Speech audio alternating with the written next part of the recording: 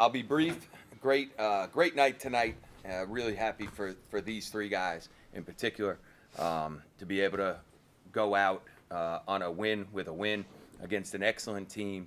Obviously 12 straight, which we all know. But most importantly to me, senior night it's always a special night.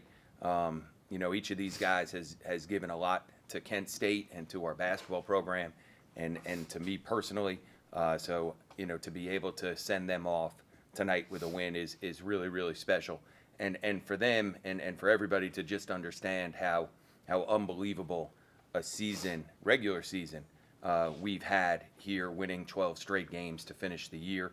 That's something that these guys will have forever, and something they'll never forget. So obviously, when we get back at it, on Sunday, we'll be off tomorrow. We come back Sunday. We'll be focusing on a completely different set of deals, right? We're gonna be focused on Thursday and knowing that it's 3 games in 3 days if we're fortunate enough to win each night, and know how hard and well you have to play up there to do that. But for today and for tonight, it's really about this group and led by these 3 seniors.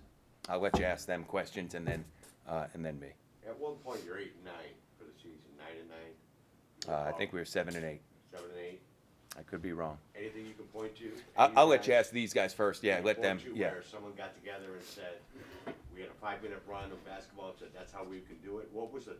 There had to be something, a little light switch, a little something pushing in the right direction, because 12 wins doesn't happen it's a very rare thing in NCAA basketball. No, you go ahead. All right. Well, definitely, we got together as a team, kind of just understood that, we have what it takes to be a good team. We just have to go out there and do it every single game. And that's kind of something that we kind of emphasize going into each game, just being the best team we can be.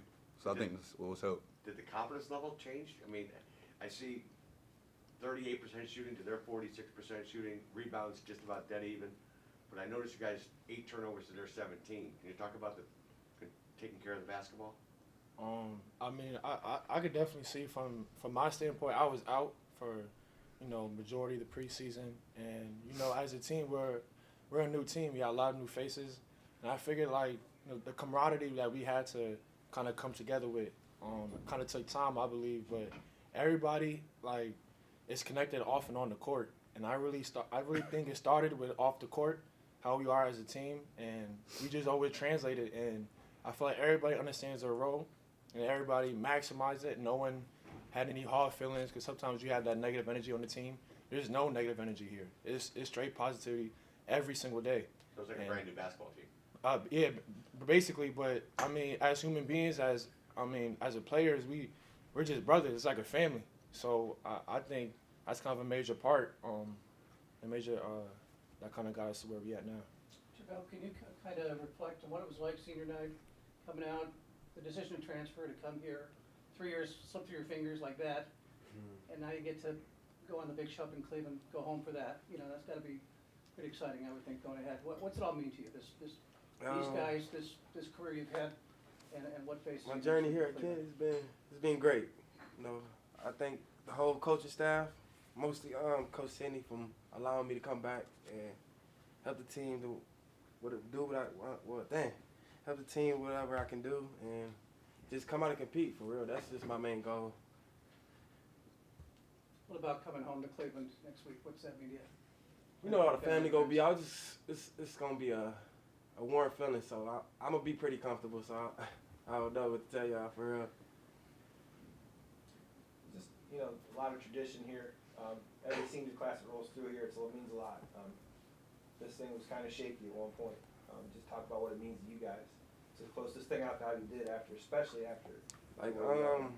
Like he said, it's the bond for real. It's the bond got us to 12 wins. Without a bond, we'd probably be still stuck in the doghouse. To piggyback on that, I think that's really what it is. I don't think there was no formula to our 12 wins, because we didn't focus on getting those 12 wins. We just played the hardest we could every single game. We know we had to prepare. We never took no one lightly, and we knew we had to be that dog every single game, no matter who it was, because every team was going to give us their best shot. And that's what Coach Sendy was telling us. And, it's a credit to everybody always staying locked in and at the same exact time having fun, because at the end of the day, like, it's a game, and you got to have fun with it to be at the level we're at and to have the success we had. So I feel like that's kind of what our formula was. Did you think much about it being your last game out there tonight, or is just kind of everything's happening so fast?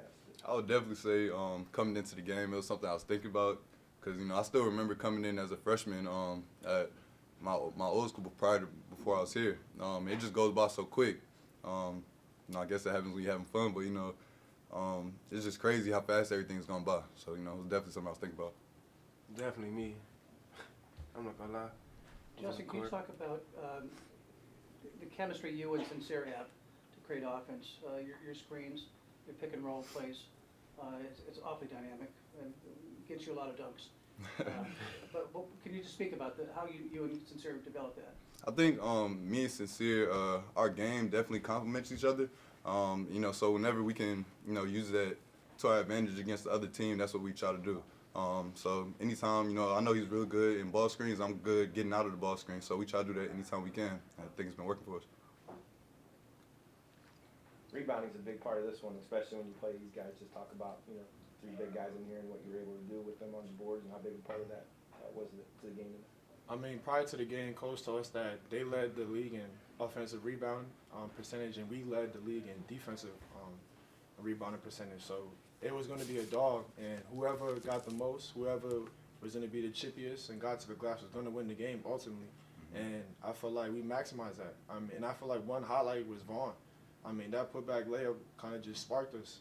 And I feel like, countless of times Justyn, countless of times Nunu slapping it out, those matter. It doesn't kind of show up on the stat sheet, but we know for a fact, like, that's a rebound in our book. That's a we go stat. That's what we call it. So it's like those type of plays that we just got to get them 50-50s all the time is what's going to help us win and kind of bring that confidence for everybody on the court.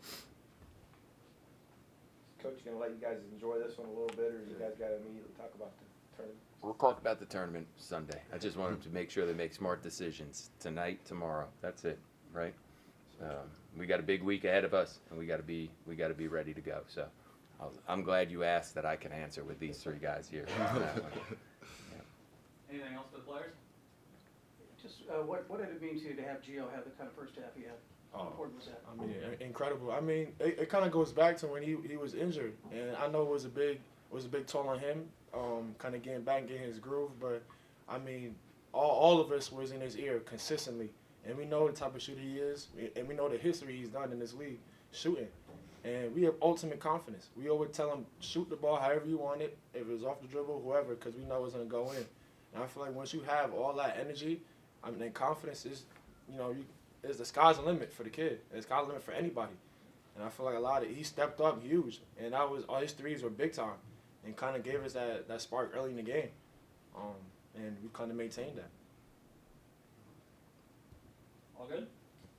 Great. Thanks, guys. Thank you. All right, fellas. Good job. All right, Coach, we see you. Good job, man.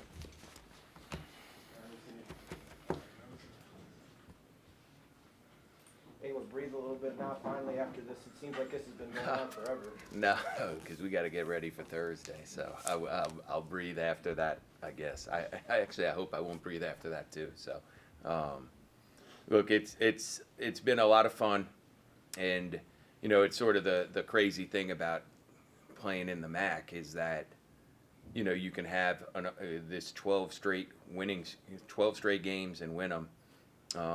16-4 in the league, and you know what? There's 7 other teams going to Cleveland that feel like they can win that tournament just like we feel like we can. So we can just focus on the things we need to focus on, which is playing hard for each other, competing.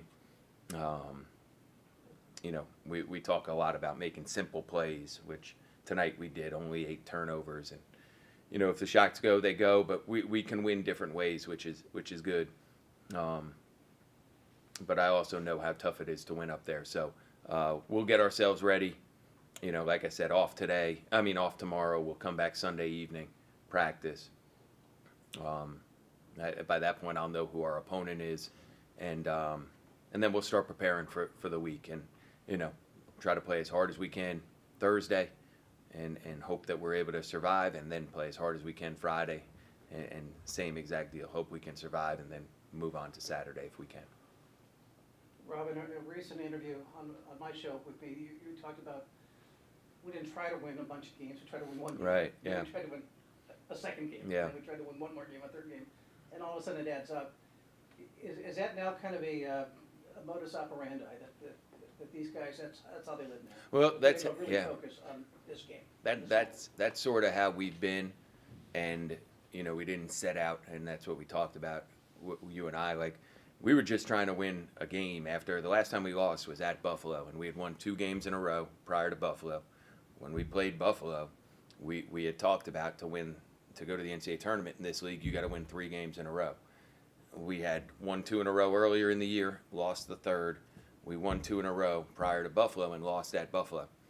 And that was really what we talked about prior to that game, after that game. Hey, we got to find a way to win 3 in a row. Otherwise, if you can't win 3 games in a row, you can't go to the NCAA tournament in this league. So we won our first game after that, which was Western Michigan.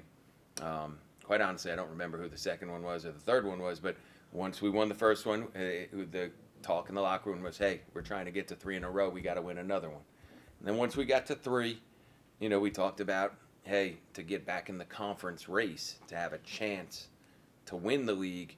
I never would have anticipated somebody going 17-3 in this league, which is a credit to Toledo. But it was, hey, you got to try to get 5 to get back in the race. And there were a lot of guys that guys that don't play a ton, and I think DJ Johnson in particular, like, he's the leader of all of that, and he doesn't play a ton right now. So he was the one that said, hey, we got to get to 5, and then we got 4, and we got 5, and then I think we're playing at Akron or at Toledo for the next one, and it's one of the best teams in the league, and we're just trying to win that one and play as hard as we can. And then we've had some special nights here, right? Like when we beat Ohio, they're a great team, and we're up 30 at halftime, which not in a million years have I seen a good team. We've beaten a Division III team where we're up 30 at halftime, but we've never done that with a team that's really good like Ohio was. So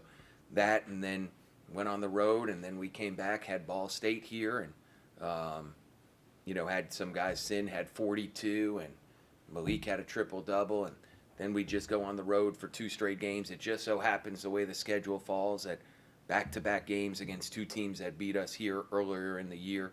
So we were trying to go on a revenge tour and beat those 2 teams that had beaten us earlier, and now it's senior night. And I don't care what we're playing for. Senior night's senior night. Doesn't matter what we're playing for. So we didn't talk about I'm assuming Toledo won, am I right? Yeah, that's what I was told. So we didn't talk about it. If Toledo loses, we can be the ones. We talk about the seniors, because that's all that matters on senior night, regardless of your record. All that matters on senior night is the seniors. And now we'll talk about what we need to do to win up in Cleveland. And if we can maintain the level of spirit and toughness and togetherness up there, we certainly believe that we can beat anyone, and we've shown that. But we also know that when we're not playing well, we can lose to anyone. So we'll go up there confident, but we need to be humble, which I think we will be. We need to be hungry, which I think we will be, and then we got to go out there and play well. And that's sort of what our mindset will be starting on Sunday. Rob, kind of a follow-up to that, and then I'll stop. But 12's amazing, 12 games in a row, but 6 of those were road games. Yeah. And it includes all the marquee teams. Yeah. Maybe all 8 are marquee, but it Yeah. includes At Ohio Toledo, State, at Akron, Yeah, at that was yeah. what's phenomenal to me. Yeah. Is those wins. How does that help you in maybe because by definition the conference, it's one giant road tour. Yeah. It's a road game for everybody Yeah. at all times. But what is the strength of this team that's able to win on the road like it has been, and how do you think that helps you or not going into this? Yeah. Listen, there's going to be 8 teams going up there that all feel like they have a shot to win, and they all do. But what our team has is a competitive spirit, which you saw tonight, which we've shown a number of times throughout this streak here. that if we can keep playing the way we have, then we'll feel, hey, we've played we've beaten every team that's going to be up there. We've beaten. Now we've also lost to a couple of them too. They've beaten us. So we understand that. We're just going to go up there and play as hard as we can, as well as we can over the next couple of days, and go from there. Did Justyn didn't start? I know you typically start seniors. Well, he didn't start because, and now I'll go on my little soapbox because I'm allowed to. So in my eyes, Malik should be the defensive player of the year in the league. And tonight he had 5 steals and 9 rebounds, from the guard spot. Justyn, in my opinion, should be the 6th man of the year in the league, and that's why I didn't start him, because early in the season he started some games, but in league he has come off the bench, and he's a really good defensive player. He scores, he rebounds, he impacts the game in a lot of different ways, and we're 16-4 in the league. So in my opinion, he should be the 6th man of the year in the league, and in my opinion, Sin should be the player of the year in the league. So I hope that's how it goes for them. I don't know if it will. I don't get to vote for my own players. If I did, it would be pretty easy for me. But that's how I feel about it, and I hope that the other coaches in the league feel that way. And if not, then those guys will go into Cleveland. If they get it, I hope they go into Cleveland hungry to prove that the coaches were right. And if they don't, then I hope they go into Cleveland hungry to prove that the coaches were wrong. But there's a lot of good players, and Jonathan Williams is an unbelievable player. I'm not saying that he's undeserving of that, or Sears or Rollins. They've had great years. A lot of guys have, but we're 16-4 in the league, and that's why Justyn didn't start, right? Like, that's why Justyn didn't start. Another question was going to be about Sendy, just his year and how he finishes it off here. Yeah. And obviously, he's a very worthy candidate. I think so. Again, I'm biased because I coach him every day, but he plays both ends of the floor. He's as good defensively as he is offensively.